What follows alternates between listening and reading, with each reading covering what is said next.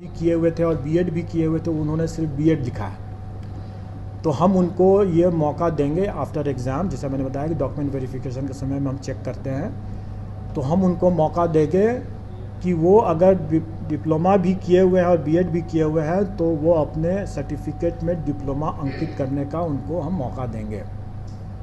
और मेरा ये मानना है कि इस तरीके से देखा जाए तो एक बड़ी संख्या में, और अभी भी बराबर है, ऑलमोस्ट बराबर 3,80,000 और 3,90,000 में कोई अंतर तो है नहीं।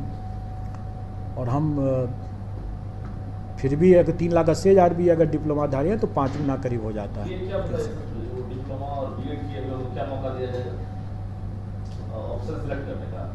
बीएड नहीं, सर्टिफिकेट जिनके पास में दोनों का है, डिप्लोमा का भी है और बीएड का भी है, लेकिन उन्होंने सिर्फ बीएड ही लिखा है, तो उनको डिप्लोमा भी दर्ज करने का उनको हम मौका देंगे किस समय से? After exam. इसमें डिप्लोमा था कि दूसरे स्टेट के कितने हैं सर? वो ब्रेकअप नहीं है, वो पिकअप नहीं है।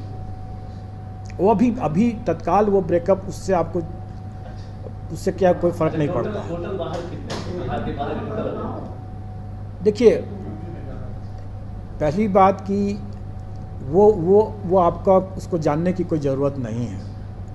आंकड़े हैं हमारे पास, और आंकड़े इतने ऐसे नहीं हैं कि बिहार के लोग कम हो जाते हैं, ऐसी बात नहीं है। बिहार के लोग कहीं ज़्यादा हैं उससे, काफ़ी ज़्यादा उससे हैं, लेकिन ये विश्लेषण करने का कोई औचित्य नहीं है। सुविधा रहती है अभ्यर्थियों में सर।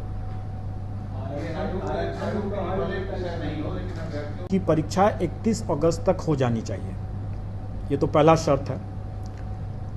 और दूसरा शर्त ये था कि उनका परीक्षा फल जो है वो ऐसी निर्दिष्ट तिथि तक हो जानी चाहिए जो आयोग बाद में संसूचित करेगा।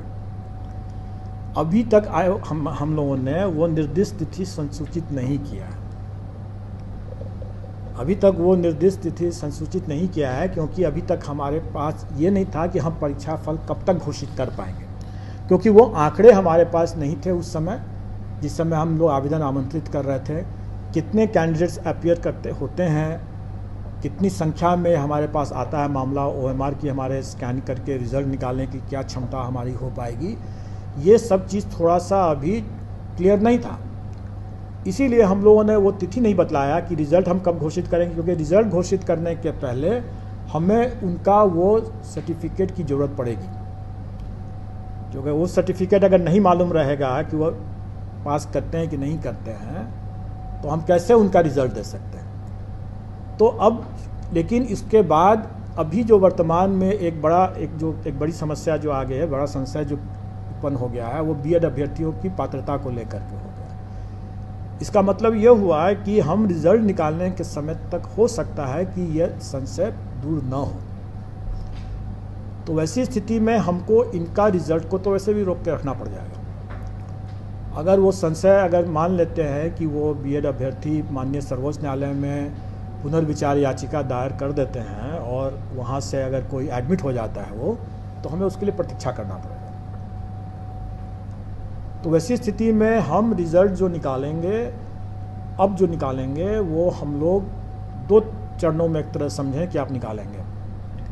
पहले चरण में जो क्लियर कट मामले हैं उनके मामले को निकालेंगे, और दूसरे चरण में जिनका मामला डाउटफुल अभी है, उन डाउटफुल मामलों को हम मेरिट लिस्ट तो कॉमन बना करके रखेंगे ही रखेंगे, लेकिन हम उनका डिक्लेयर नहीं करेंगे जब तक कि उनका वो संशय दूर नहीं हो जाता, उनकी पात्रता के विषय में जब तक दूर नहीं हो जाता। उनके लिए हम पद सुरक्षित रख सकते हैं, लेकिन उनको हम डिक्लेयर नहीं करेंगे। कुल मिला के बीएड अभ्यर्थियों का रिजल्ट आप बाद में जानेंगे, संशय दूर होने के बाद करेंगे। अगर संशय पहले से दूर हो गया तो हो गया। यही स्थिति सीटेट जो अपीयरिंग कैंडिडेट होंगे या जो बीएड के जो अपीयरिंग कैंडिडेट होंगे, जो अपनी पात्रता उनके अपीयरिंग जो एग्ज़ाम जिसमें वो किए हैं उसके परीक्षा फल पर आधारित होगा, उनके लिए भी हम लोग इसको सुरक्षित तो रखेंगे लेकिन डिक्लेयर नहीं करेंगे। अब रही बात कि उनको अंतिम तिथि क्या मिलेगा, जिस तिथि तक उनका संशय दूर हो जाना चाहिए या उनका एग्ज़ाम का रिज़ल्ट आ जाना चाहिए। डॉक्यूमेंट वेरिफिकेशन की जो तिथि होगी वही तिथि हमारी अंतिम तिथि होगी।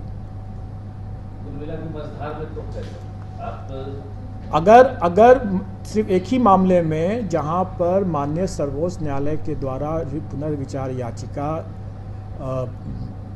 उसमें एडमिट कर लिया जाता है, वैसे मामले में हम प्रतीक्षारत रहेंगे। अन्यथा बाकी मामले में तो मैं नहीं समझता हूं कि संशय की स्थिति उस समय तक बरकरार रहेगा। डॉक्यूमेंट वेरिफिकेशन की तिथि में अगर वो संशय दूर हो चुका रहेगा